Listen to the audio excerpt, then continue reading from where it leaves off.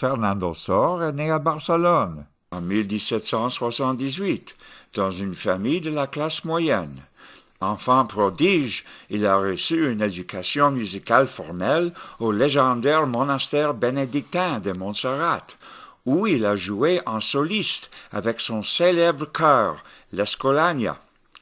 Fernando a entretenu toute sa vie une vénération et une foi profonde. Voici un exemple de sa musique dévotionnelle.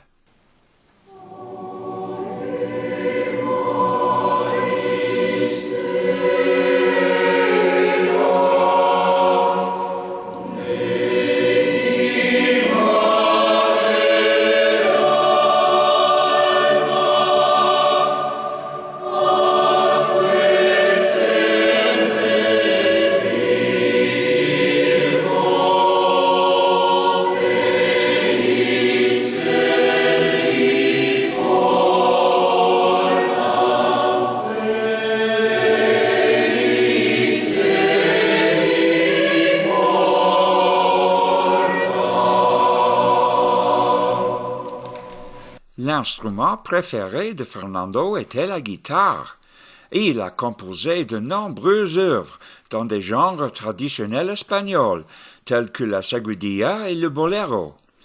Voici un aperçu d'une belle seguidilla, chantée divinement par Jessica Bachicha.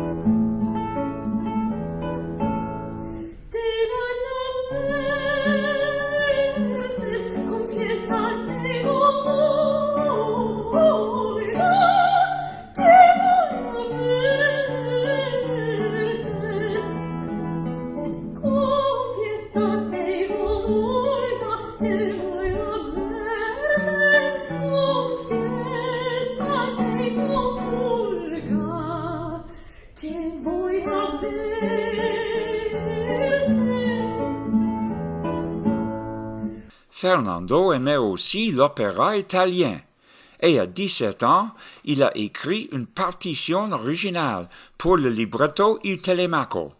Elle fut jouée au théâtre de Barcelone et fut très applaudie. Voici un extrait de son ouverture.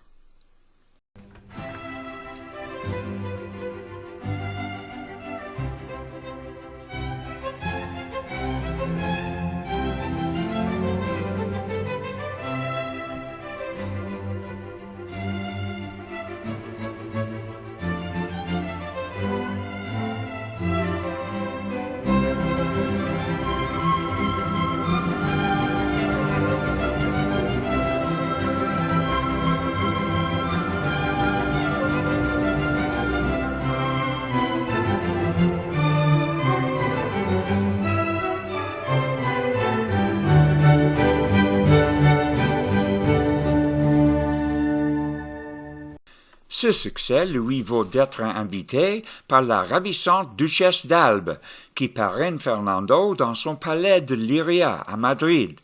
Là, il se lie d'amitié avec Francisco de Goya. La duchesse a encouragé Fernando à composer pour guitare seule. Voici le début de sa grande sonate, opus 22, dédiée au ministre en chef Manuel de Godoy.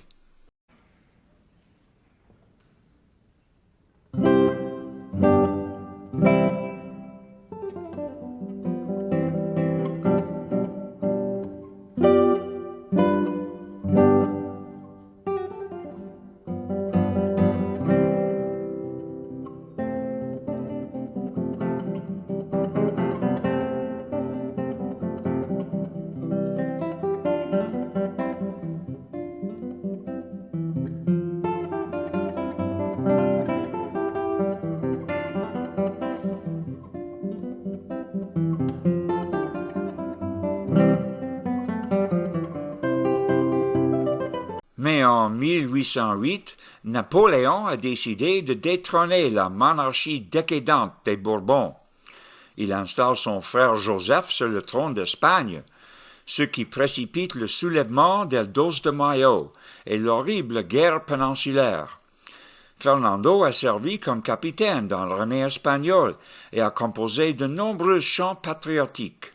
Voici un extrait de l'un d'entre eux, Los Defensores de la Patria. Vivir en cadenas, cuán triste es vivir, morir por la patria, que bello morir.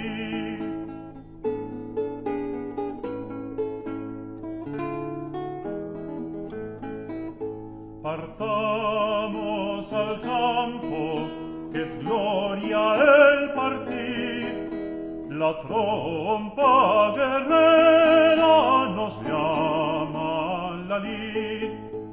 Mais alors que le carnage et le chaos s'abattent sur l'Espagne, Fernando et des milliers d'Espagnols libéraux décident que la seule façon de mettre fin au conflit est de prêter allégeance au roi Joseph et sa constitution napoléonienne. Mais malheureusement pour toutes les parties concernées, la grande armée de Napoléon a été signée à blanc et contrainte d'abandonner l'Espagne en 1813. Le général britannique Wellesley rétablit alors le tyran Ferdinand VII comme roi.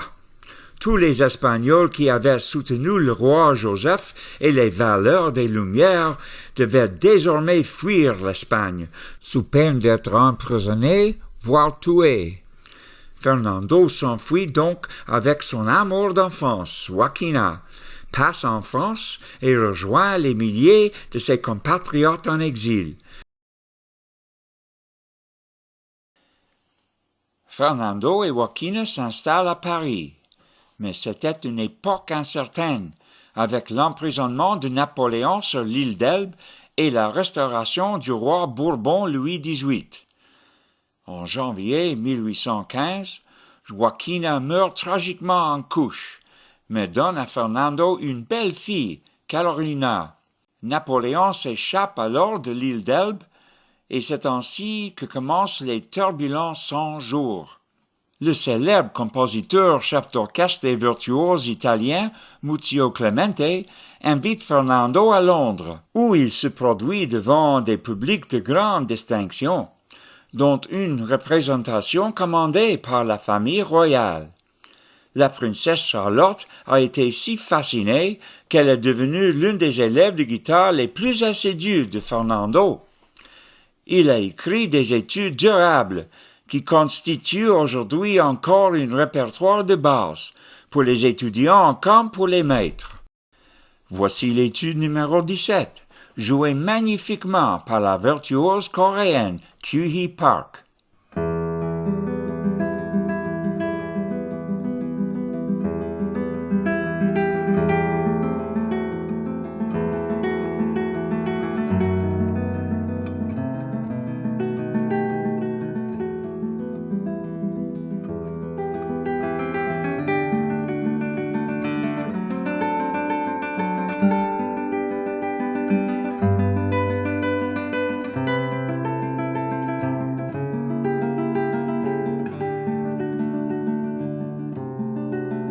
Alors que Napoléon subissait sa chute à Waterloo, l'étoile de Fernando s'élève rapidement et brillamment en Angleterre.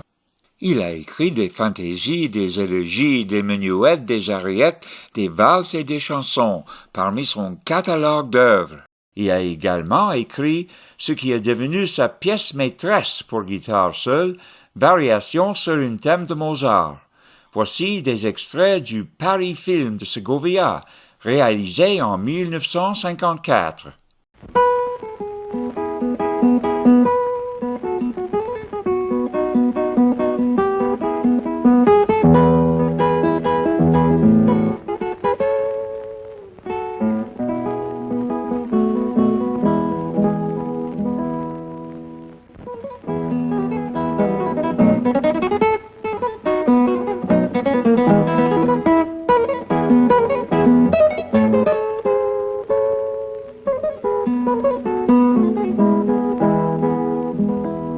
Au-delà, Fernando souhaitait toujours composer un opéra, mais le genre n'était pas encore établi en Angleterre. Il a donc envisagé d'écrire un ballet à la place, puisque les Anglais étaient fous de cette forme d'art. Et c'est ainsi que Fernando rencontre Félicité Hulin, une jeune ballerine parisienne ambitieuse. Charmé et inspiré par Félicité, Fernando compose un ballet appelé Cendrillon. Ce ballet les rendra bientôt célèbres dans toute l'Europe. Cendrillon fit immédiatement sensation à Londres et à Paris. Voici un extrait de l'ouverture.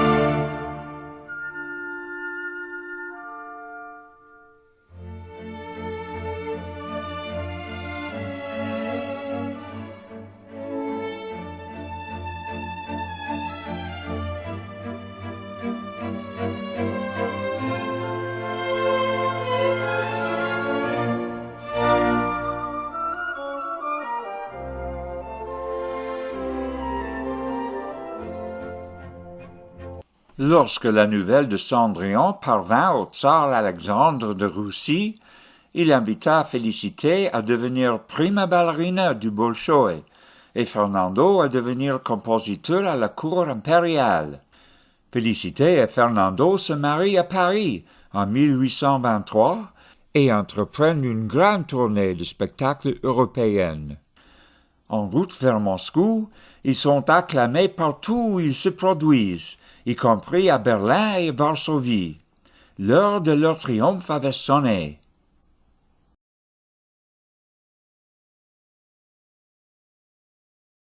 Fernando et Félicité atteignent le sommet de leur gloire à Moscou, lorsque Cendrillon est choisi comme œuvre vedette pour la grande ouverture du nouveau Théâtre Bolchoï-Petrovski en 1825. Mais la même année, leur grand mécène, le tsar Alexandre, meurt du typhus. Fernando a été chargé d'écrire la musique pour la procession funéraire. Voici quelques mesures de la réduction pour piano.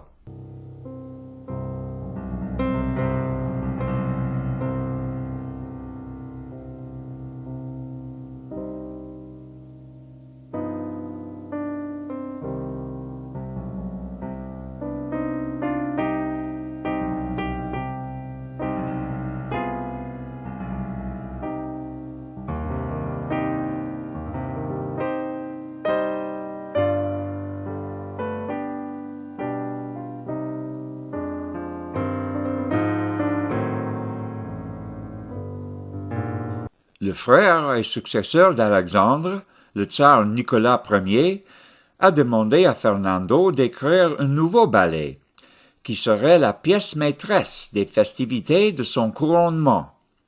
Appelé Hercule et Omphale, le ballet fut créé à Moscou en 1826, avec Félicité dansant brillamment le rôle principal.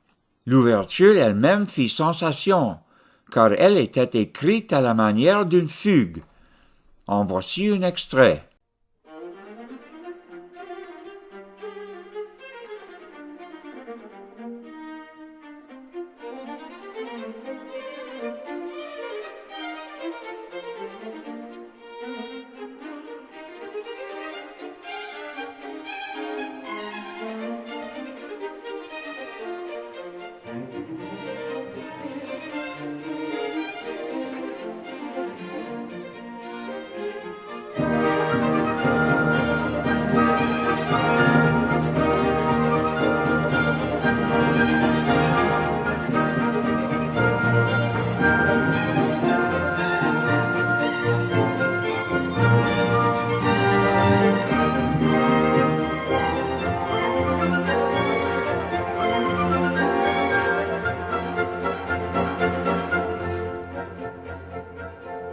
Mais dans la foulée de la révolte des décembristes, le tsar Nicolas persécute des réformateurs russes et expulse les libéraux étrangers de son empire.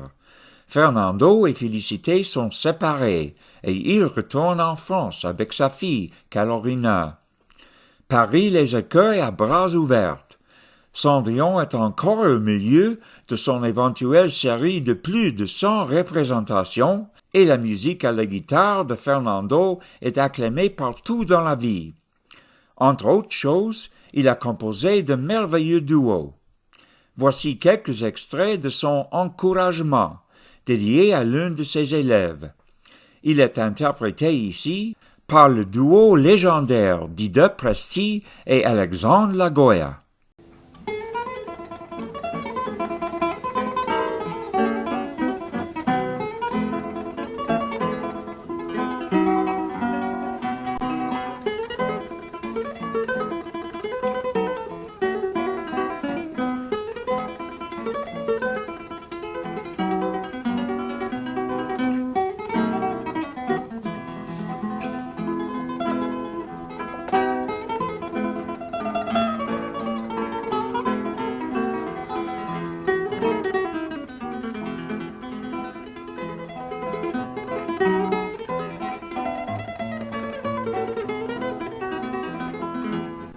Le cercle d'amis et de collègues artistes de Fernando formait les fers de lance de la culture parisienne.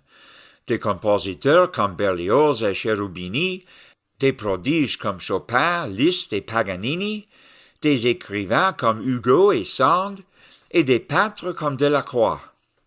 L'influent critique musical belge François-Joseph Féty a appelé Fernando le Beethoven de la guitare. Mais la tragédie frappe en 1837, lorsque sa bien-aimée Carolina, âgée de seulement 22 ans, meurt soudainement de choléra. Accablé par le chagrin, Fernando compose sa messe funéraire, puis se retire des représentations publiques. Sa dernière composition est un duo de guitare, Souvenir de Russie. En voici un extrait.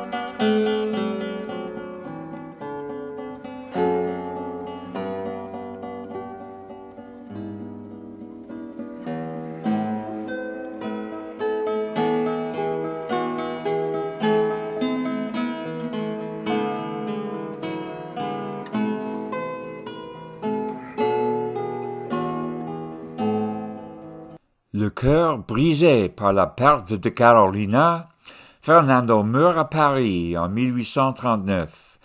Il fut enterré au cimetière de Montmartre, où l'on peut encore lui rendre visite. Son monument a été offert plus tard par les amis de la guitare. Grâce aux successeurs espagnols de Fernando, Francisco Tárrega et Andrés Segovia, la guitare espagnole est devenue très populaire au XXe siècle. Suivant l'exemple de Fernando, elle est devenue un élément incontournable de la scène des concerts, inspirant un nouveau répertoire et des générations de jeunes virtuoses dans le monde entier.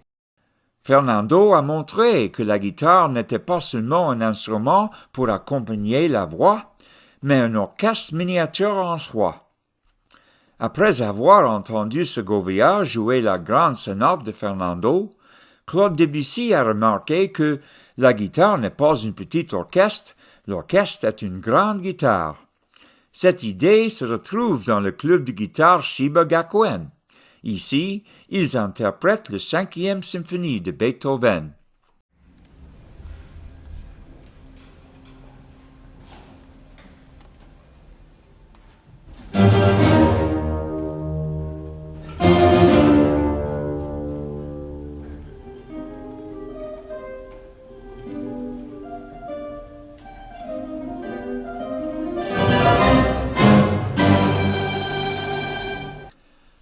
Je me demande ce que Beethoven lui-même en aurait dit, mais je suis sûr que Fernando, le Beethoven de la guitare, aurait été ravi.